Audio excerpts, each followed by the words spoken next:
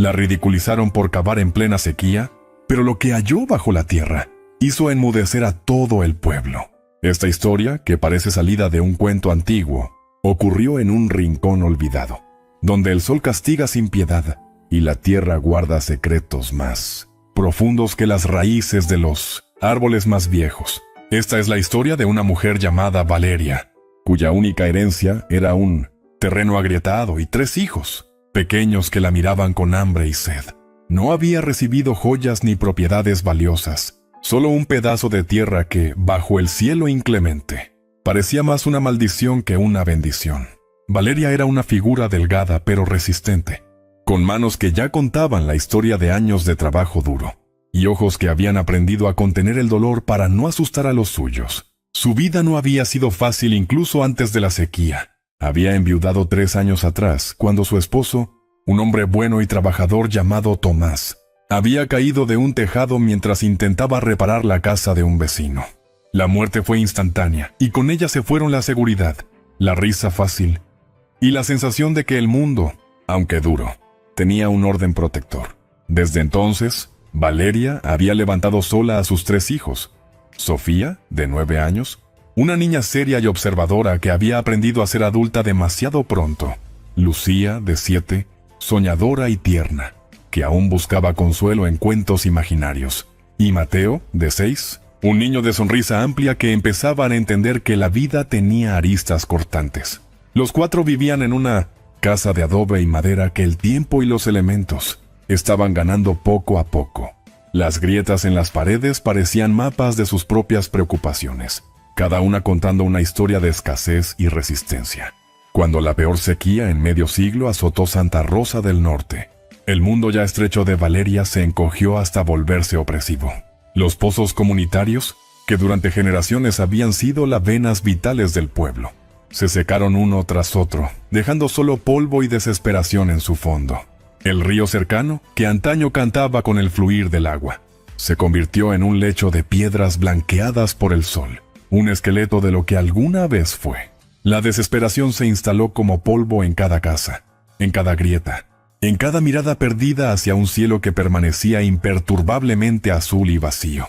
Valeria veía como las miradas de sus hijos, esos ojos que deberían brillar con la curiosidad inocente de la infancia, perdían brillo día a día.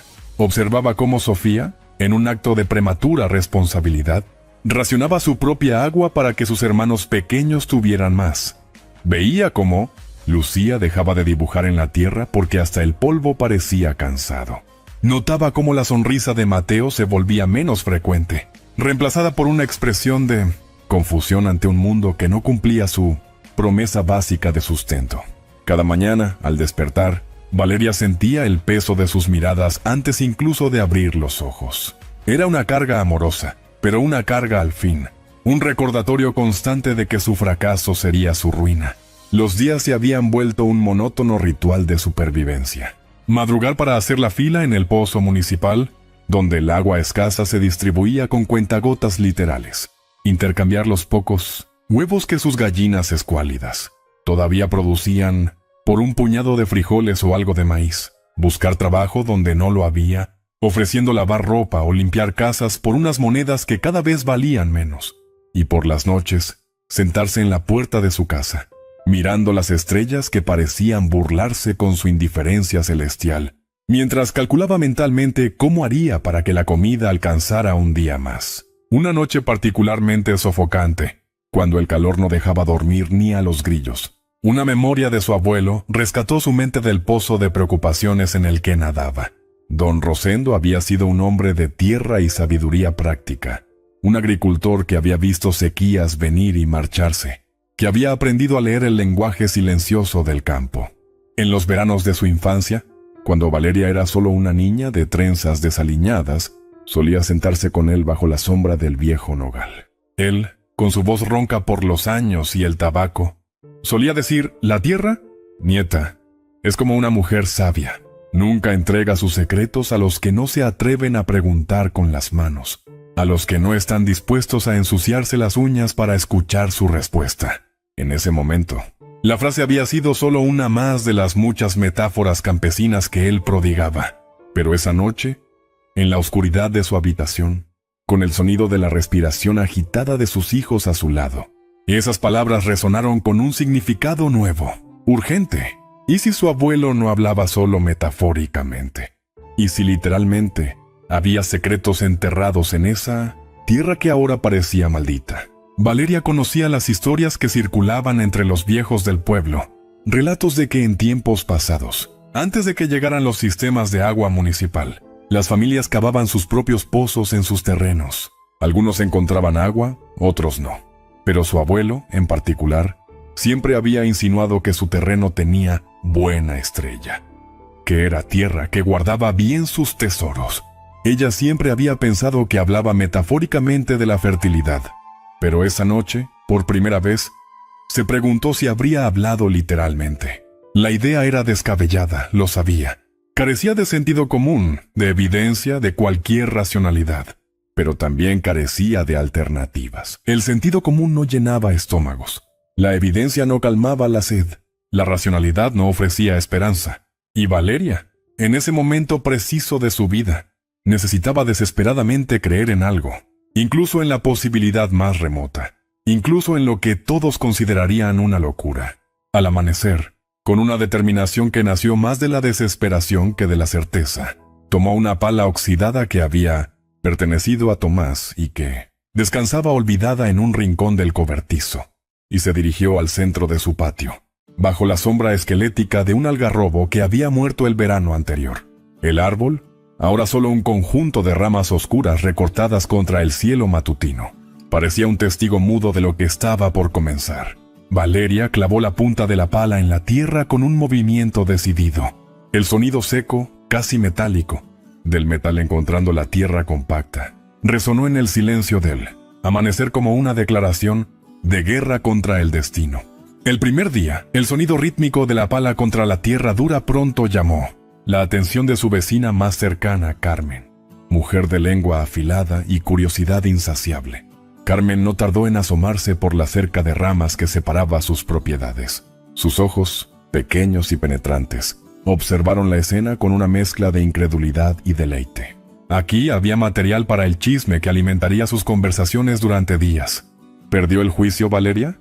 Hasta los animales saben que aquí no hay agua, gritó desde la cerca sin molestarse en disimular su burla. El nivel freático está a 100 metros, mujer. ¿Crees que con esa pala vieja vas a llegar al centro de la tierra? Valeria no respondió de inmediato. Continuó cavando, concentrada en el ritmo de su trabajo. Clavar, apalancar, levantar, vaciar. El sudor ya comenzaba a perlarse en su frente a pesar de la hora temprana. Finalmente se detuvo, apoyándose en el mango de la pala, y miró a Carmen con una calma que no sentía. Tengo que intentarlo, Carmen. Es mi tierra, y mis hijos tienen sed. Su voz era firme, sin rastro de la duda que empezaba a roerla por dentro. Carmen soltó una risa corta, sin alegría. Intenta, al menos nos darás algo de qué hablar en este pueblo muerto.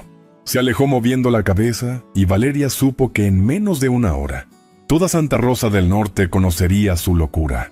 La burla de Carmen fue solo la primera de muchas. Para el mediodía, cuando el sol se había instalado en lo alto del cielo como un juez implacable, un pequeño grupo se había formado en el borde de su propiedad.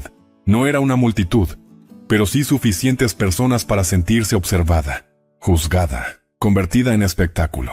Estaban los Pérez, una pareja mayor que miraba con lástima, el joven Mauricio que ayudaba en la cantina y sonreía con burla mal disimulada, incluso unos niños que señalaban y reían abiertamente. Observaban, señalaban, y sus risas cortaban más que el sol, más que el calor, más que el cansancio que empezaba a adueñarse de sus músculos. Pero Valeria hizo un esfuerzo sobrehumano por no alzar la vista. Se concentró en la tierra, en la pala, en el hoyo que lentamente se iba formando bajo sus pies. Cada palada era una promesa heta a sus hijos, una oración física, un acto de fe en algo que no podía nombrar. A veces, la fe no es creer en lo invisible, sino cavar un hoyo donde todos solo ven tierra seca, polvo estéril y esfuerzo inútil. Los niños, confundidos pero leales, se sentaban a su lado cuando el calor les permitía estar al aire libre. Observaban el proceso con una mezcla de preocupación y fascinación. «Mamá, ¿encontrarás agua?», Preguntó Mateo con voz ronca por la sed, sus labios partidos evidenciando la carencia que los aquejaba. Valeria hizo una pausa, enjugándose el sudor con el dorso de la mano. Miró a su hijo pequeño, a sus ojos llenos de una confianza que ella no sentía, y respondió con una verdad a medias. «Encontraré algo, mi amor, algo que nos ayude». No sabía qué, no sabía cómo, pero en ese momento decidió que tenía que creer en sus propias palabras. Sofía, la mayor, se acercó con un jarro de barro que contenía un poco de su preciada agua. «Bebe, mamá», dijo con seriedad de adulta. Valeria tomó el jarro y bebió un pequeño sorbo, sintiendo el líquido fresco recorrer su garganta reseca. Era un sacrificio que su hija hacía por ella, y la emoción le apretó la garganta. «Gracias, cielo», susurró. Lucía, la soñadora, se sentó en el borde del hoyo incipiente y comenzó a hacer dibujos en la tierra suelta con un palito. «Dibujo un río subterráneo, mamá», anunció con convicción. «Un río grande que viene directamente hasta aquí». Su imaginación, intacta ante la crudeza de la realidad, era un bálsamo que Valeria no sabía que necesitaba. El trabajo era extenuante. La tierra, compactada por meses sin lluvia, resistía cada intento de penetrarla. La pala, oxidada y no afilada desde hacía años, era una herramienta poco eficiente para la tarea. Pero Valeria persistió. Cavó durante horas, deteniéndose solo para beber sorbos mínimos de agua y para envolver sus manos. Cuando las primeras ampollas aparecieron, se reventaron y sangraron. Usó tiras de una sábana vieja, creando vendajes toscos que poco ayudaban contra el dolor constante, pero que al menos prevenían que la tierra se metiera en las heridas abiertas. El hoyo se hizo más profundo, más oscuro, más amenazante. A medida que descendía, el aire se volvía más pesado, más caliente, más difícil de respirar. La luz del sol llegaba en un haz estrecho, iluminando solo una parte del fondo donde trabajaba. Las paredes, aunque ella trataba de mantenerlas lo más verticales posible, mostraban pequeñas grietas que la llenaban de aprensión. Sabía poco de excavación, pero el sentido común le decía que un derrumbe era una posibilidad real, un peligro silencioso que acechaba en la fragilidad de la tierra seca. Al segundo día, la noticia de la loca del pozo había atraído la atención de las autoridades. Un inspector municipal con overol azul y una libreta en la mano llegó al mediodía, acompañado por un asistente que cargaba un equipo de medición. El hombre, de unos 40 años, rostro serio y modales formales, observó el hoyo con expresión preocupada. «Señora Valeria Mendoza», dijo consultando su libreta. «He recibido un reporte sobre una excavación no autorizada en su propiedad. Necesito inspeccionar el sitio». Valeria, cubierta de polvo y sudor, con las manos doloridas y la espalda en llamas, salió con dificultad del hoyo. Se enfrentó al inspector, sintiendo cómo el miedo se mezclaba con la frustración. «Es mi terreno, señor. Estoy en mi derecho». El inspector, que se identificó como el ingeniero Ruiz, asintió sin dejar de tomar notas. «Entiendo, pero existen regulaciones. Excavaciones no profesionales pueden causar derrumbes, afectar el suelo de propiedades vecinas, crear peligros públicos». Caminó alrededor del hoyo, observando las paredes, midiendo la profundidad con una cinta métrica. Su expresión se volvió aún más grave. «Esto es muy profundo para haberlo hecho a mano, señora. Y muy peligroso». Valeria sintió que el desánimo amenazaba convencerla. ¿Ahora también la autoridad vendría a detenerla? «¿Qué quiere que haga?», y preguntó, y su voz sonó más cansada de lo que pretendía. El ingeniero Ruiz la miró directamente a los ojos. Lo reglamentario sería ordenarle que detenga inmediatamente esta excavación y que rellene el hoyo por cuestiones de seguridad. Hizo una pausa, observando su rostro demacrado, sus manos vendadas, la determinación obstinada que todavía brillaba en sus ojos a pesar del agotamiento. Bajó la voz. «Pero entre usted y yo, lo que está haciendo requiere un coraje que no se ve todos los días». Valeria no supo cómo responder. El inspector continuó. «El peligro de derrumbe es real. Si la tierra cede mientras usted está dentro». No terminó la frase, pero el significado era claro. «Debe detenerse, señora». Ella lo miró fijamente, y en un arranque de desesperada elocuencia, encontró las palabras: «El peligro mayor, ingeniero, es ver a mis hijos desfallecer día a día, es contar cada gota de agua como si fuera la última, es no poder prometerles que mañana será mejor.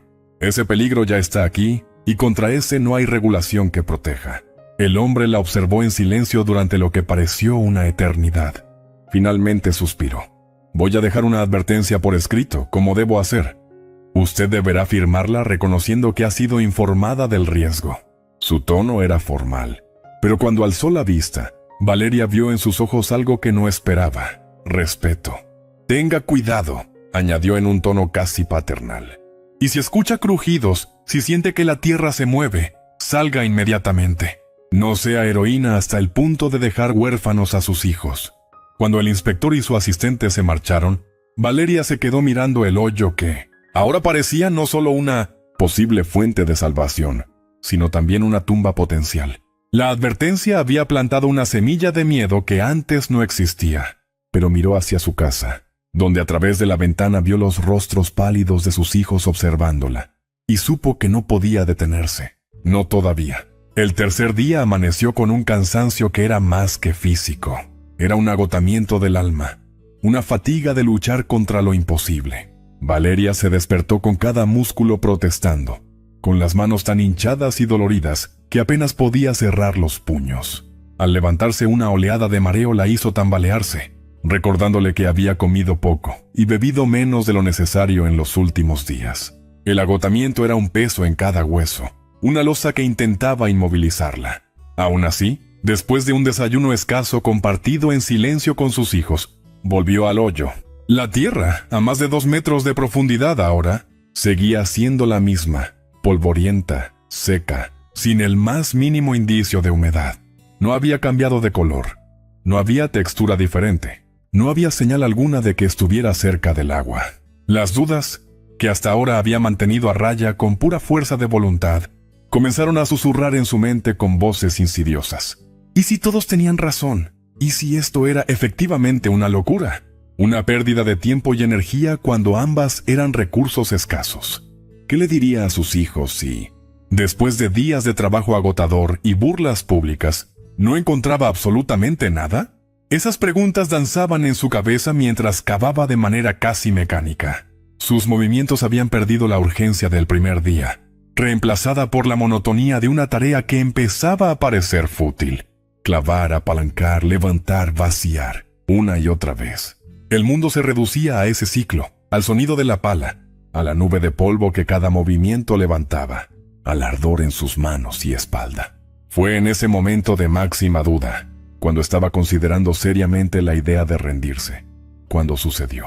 La pala, al clavarse con un movimiento particularmente fuerte, produjo un sonido diferente. No fue el golpe sordo contra tierra compacta al que se había acostumbrado. Fue un sonido hueco, como si hubiera espacio vacío bajo la tierra, como si hubiera golpeado algo que resonaba.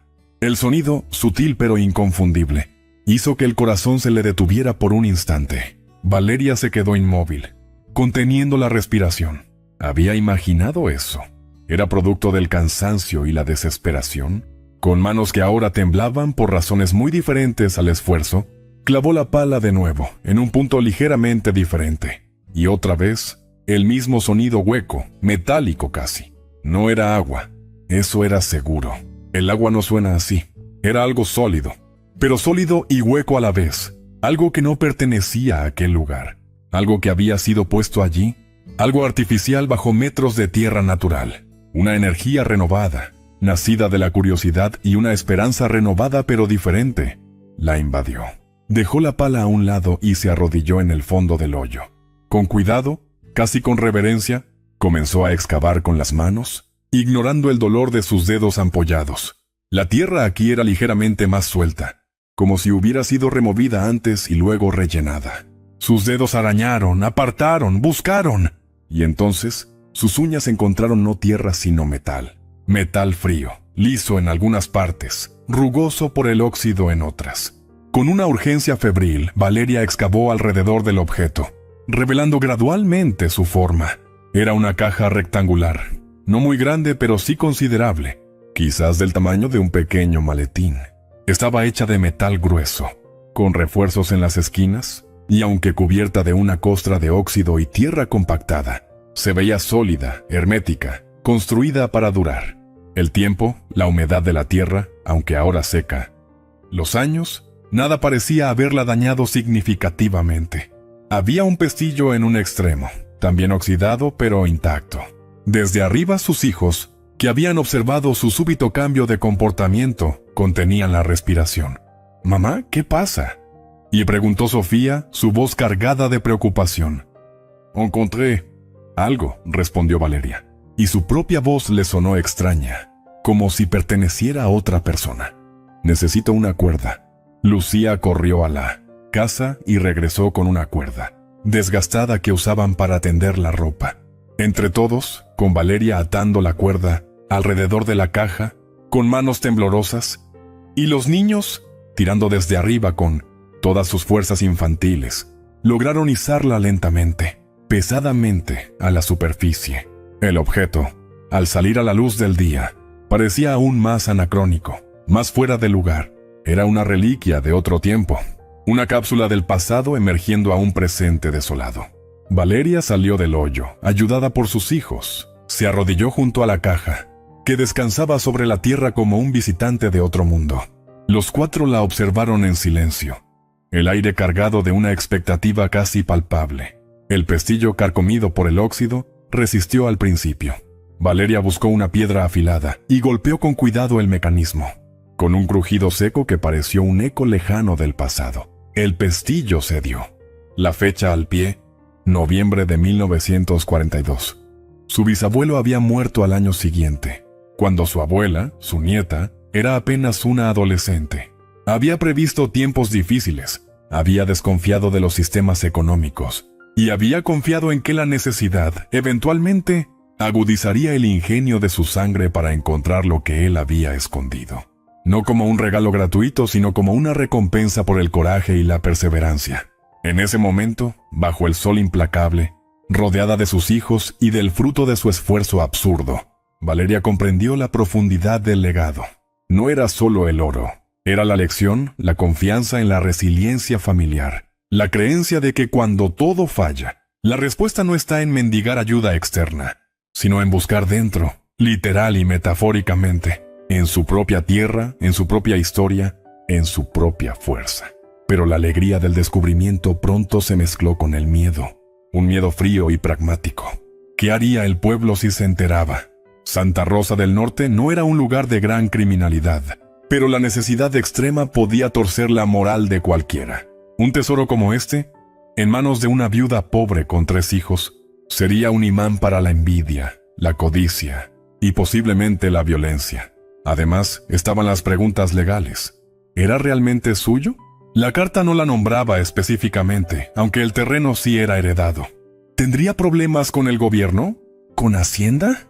Su mente, agotada pero ahora alerta por la adrenalina, corrió por todos los escenarios posibles, y ninguno terminaba bien si la noticia se hacía pública. Con movimientos decididos, Valeria actuó.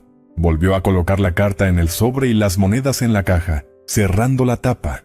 «Escúchenme bien los 3», dijo a sus hijos, y su tono era tan serio que inmediatamente captaron su atención total. «Lo que tenemos aquí es un secreto, el secreto más importante de nuestras vidas. Nadie, absolutamente nadie debe saber de esto. ¿Entendido?». Los 3 niños asintieron, impresionados por la intensidad de su madre. «¿Ni siquiera la abuela?», preguntó Mateo, refiriéndose a la madre de Valeria que vivía en otro pueblo. «Especialmente nadie de la familia, ni amigos, ni vecinos». «Nadie», insistió Valeria. «Esto no es solo dinero, es nuestro futuro. Y debemos protegerlo como protegeríamos nuestras vidas, porque en cierto modo, eso es lo que estamos haciendo». Les hizo jurar sobre lo que cada uno consideraba más sagrado. Sofía juró sobre su libro favorito, Lucía sobre su muñeca de trapo, Mateo sobre el recuerdo de su padre, que guardarían el secreto. Luego, buscó dentro de la casa el lugar más seguro. Encontró una tabla suelta en el piso de su pequeño dormitorio, una que ella misma había notado que se movía, pero nunca se había tomado el tiempo de arreglar. Debajo había un espacio hueco, pequeño pero suficiente. Allí escondió la caja, volviendo a colocar la tabla exactamente como estaba, y dispersando un poco de polvo para que no se notara que había sido movida. Al día siguiente, como si el universo conspirara para poner a prueba su discreción. Los mismos que se habían burlado volvieron, encabezados por la envidiosa Carmen y acompañados por los hermanos dueños de la cantina del pueblo.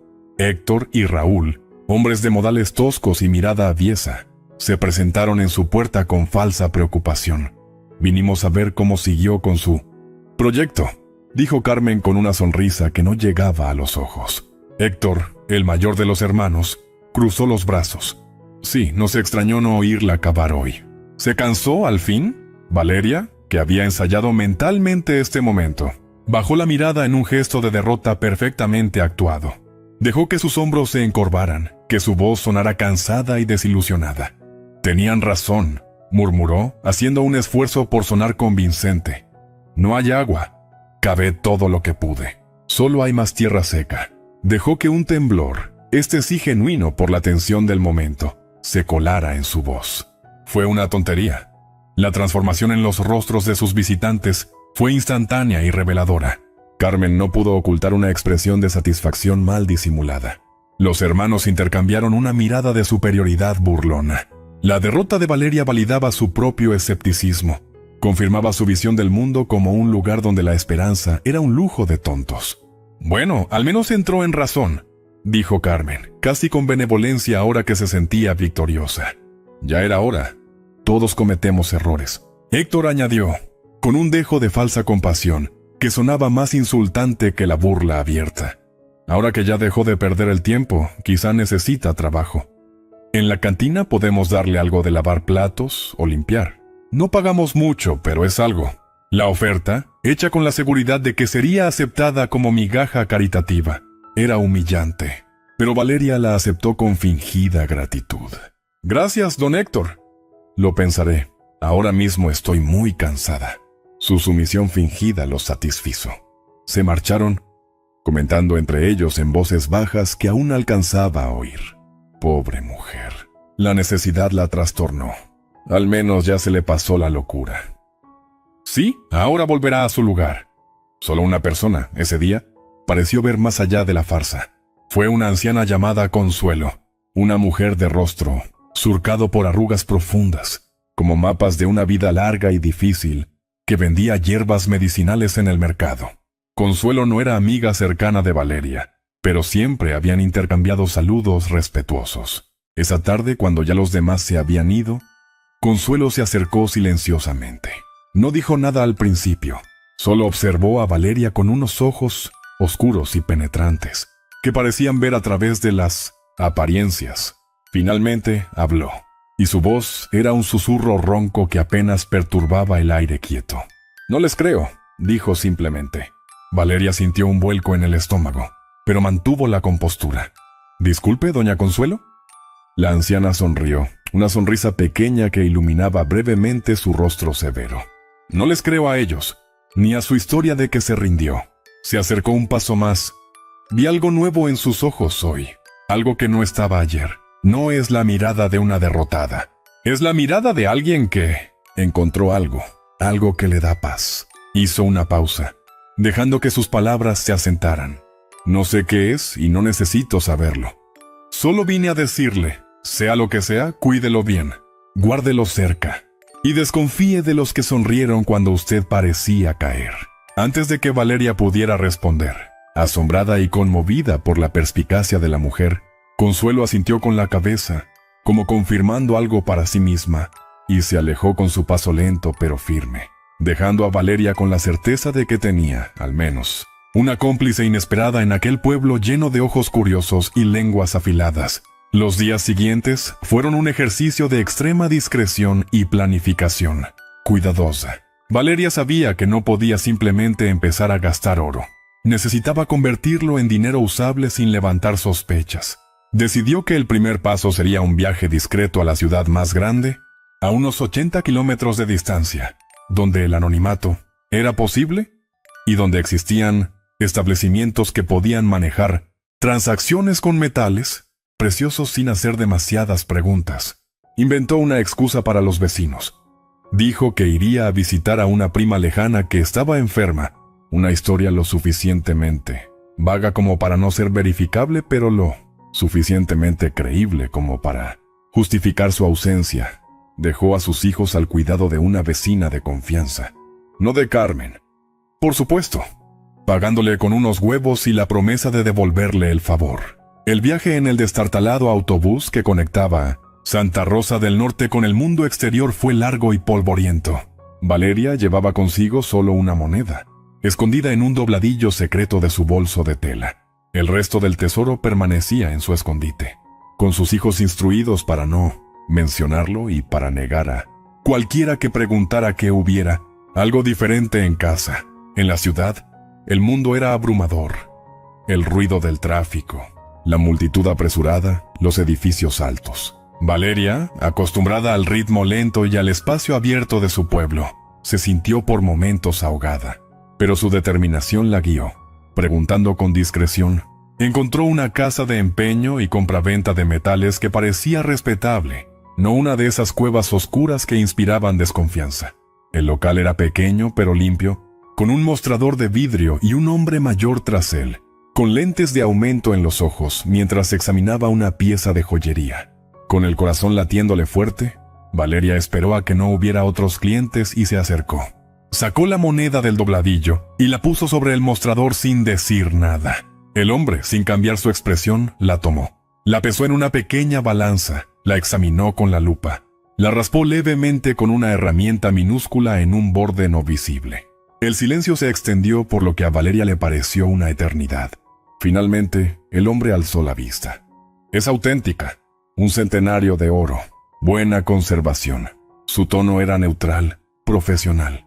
¿Solo tiene esta? Valeria asintió. Es una herencia de mi abuelo. Necesito el dinero. El hombre calculó mentalmente. El precio del oro hoy está... Dio una cifra que hizo que a Valeria se le secara la boca. Era más dinero del que había manejado en toda su vida.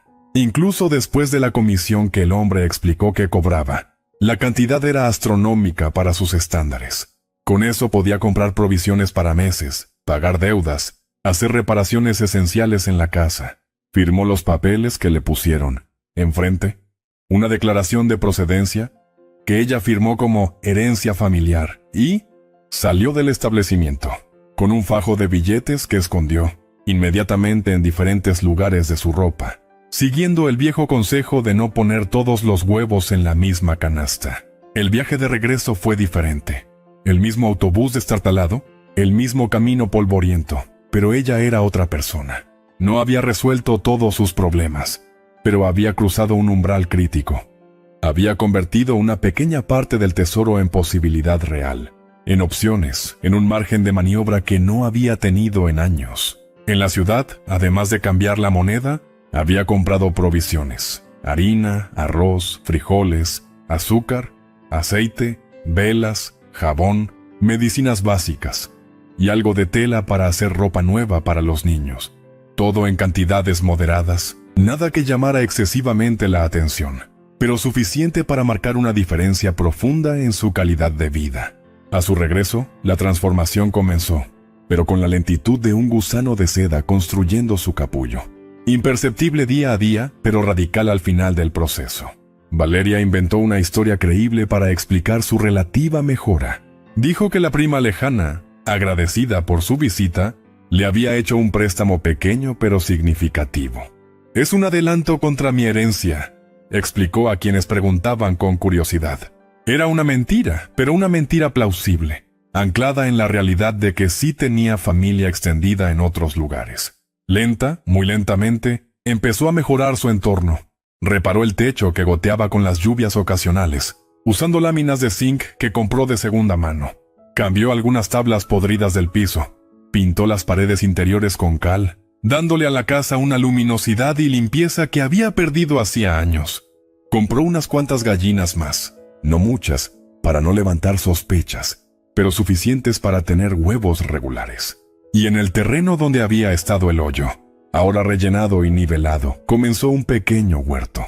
Regar las plantas requería agua, sí, pero ahora podía permitirse comprar un poco más del camión cisterna que ocasionalmente pasaba por el pueblo, y además, cultivar su propia comida era una actividad respetable, trabajadora, que encajaba perfectamente con la imagen que quería proyectar.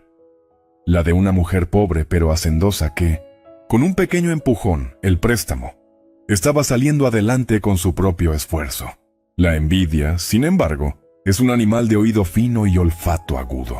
No duerme, solo espera. Y, en un pueblo pequeño donde todos conocen los detalles íntimos de la vida de los demás, cualquier cambio, por sutil que sea, es observado, analizado y comentado.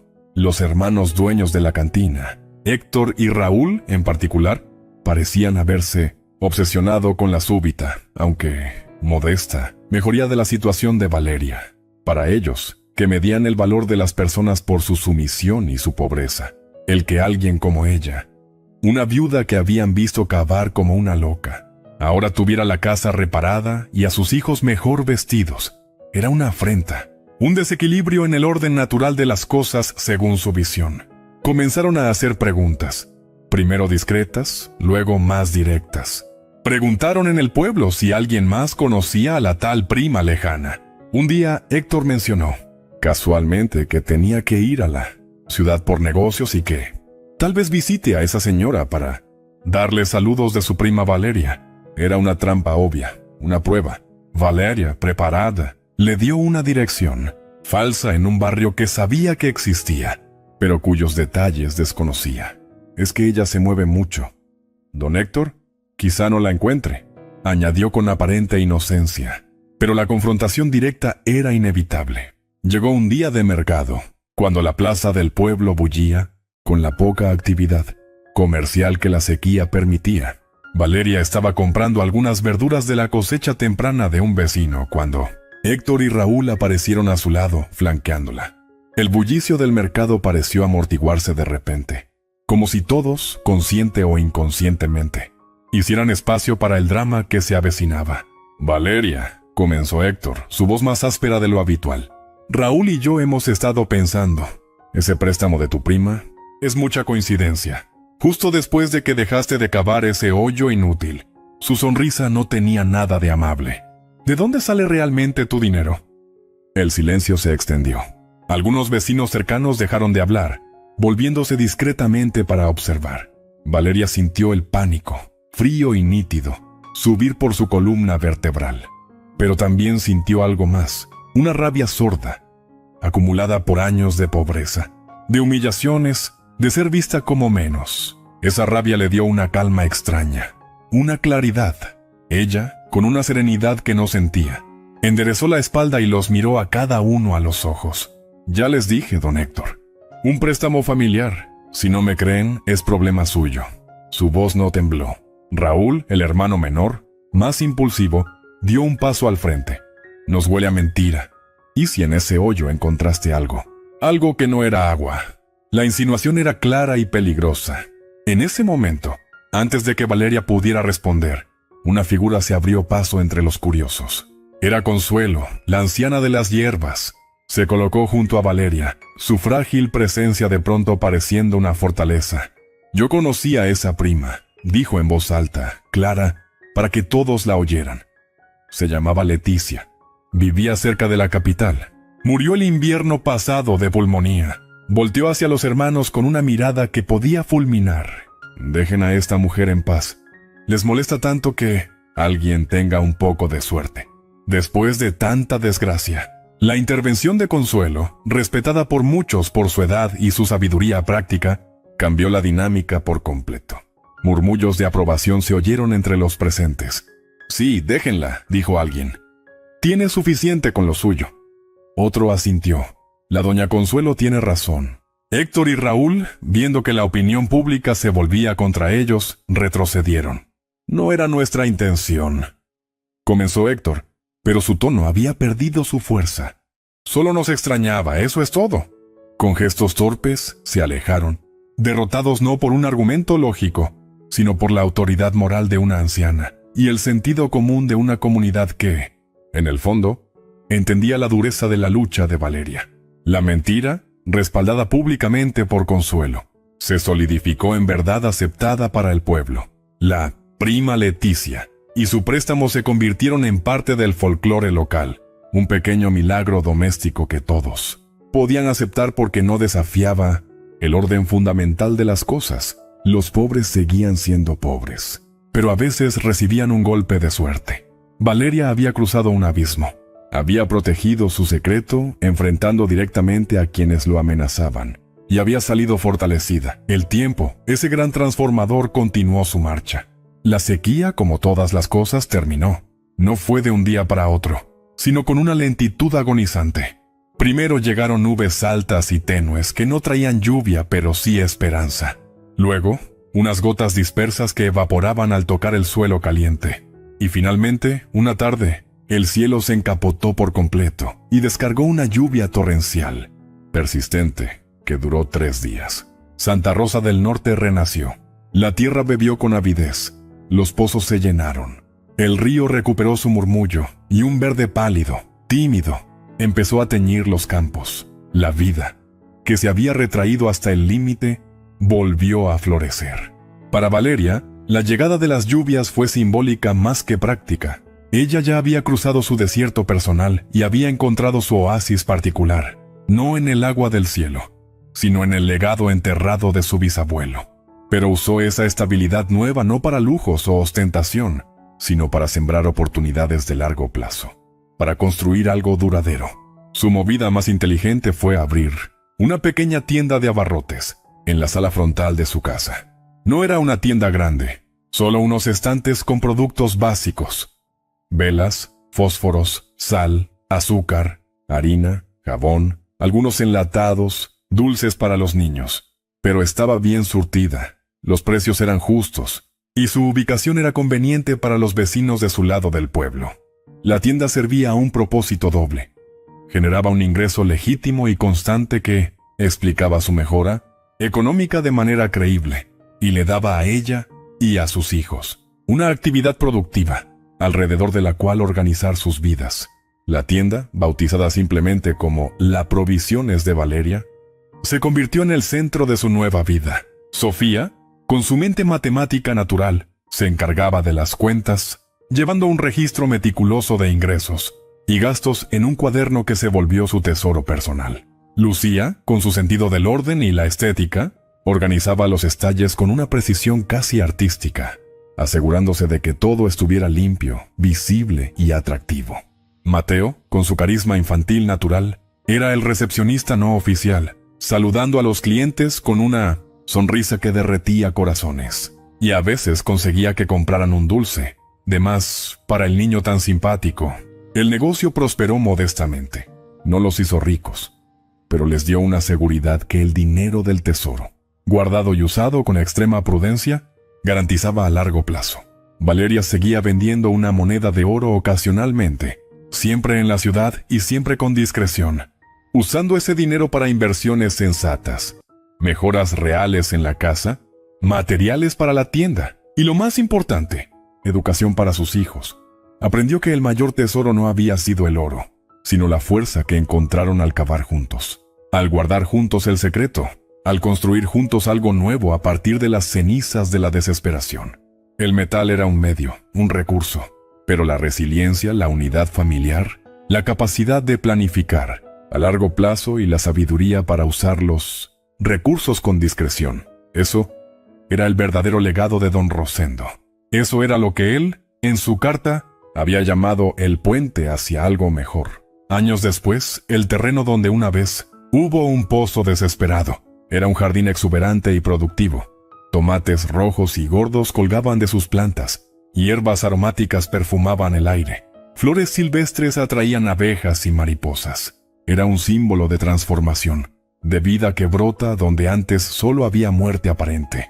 Valeria, ahora con algunas canas en su cabello, pero con una luz en los ojos que no había tenido en su juventud, miraba a sus hijos. Sofía, adolescente ahora, hablaba de estudiar contabilidad o tal vez derecho, usando como argumento sus habilidades con los números y su sentido de la justicia, desarrollado en aquellos años difíciles. Lucía, aún soñadora pero con los pies en la tierra, devoraba libros de literatura y de historia que su madre le conseguía, y hablaba de ser maestra. Mateo, un niño robusto y alegre, quería ser ingeniero para construir cosas. como mamá construyó nuestra tienda. Ellos eran su verdadero tesoro, el fruto de su lucha, la materialización de la esperanza, que una vez había sido solo un acto de fe cavando en tierra seca. Y Valeria sabía, con una certeza que iba más allá del conocimiento racional, que el verdadero legado de su bisabuelo no era el metal dorado, sino la lección encapsulada en su experiencia, que las respuestas más profundas, las soluciones más transformadoras, a menudo están enterradas justo debajo de nuestros pies, en nuestra propia historia, en nuestra propia tierra, esperando solo a quienes no temen ensuciarse las manos, enfrentar la burla y cavar con fe hasta encontrarlas. Si esta historia te recordó que la esperanza puede brotar incluso del lugar más seco, no olvides darle like a este video y suscribirte a Ecos, escritos para más relatos que tocan el alma. ¿Qué hubieras hecho tú en su lugar? Déjanos en los comentarios la palabra esperanza para honrar a todos los que luchan en silencio por su familia. La fuerza más poderosa es la que nace del amor. Nos vemos en la próxima historia.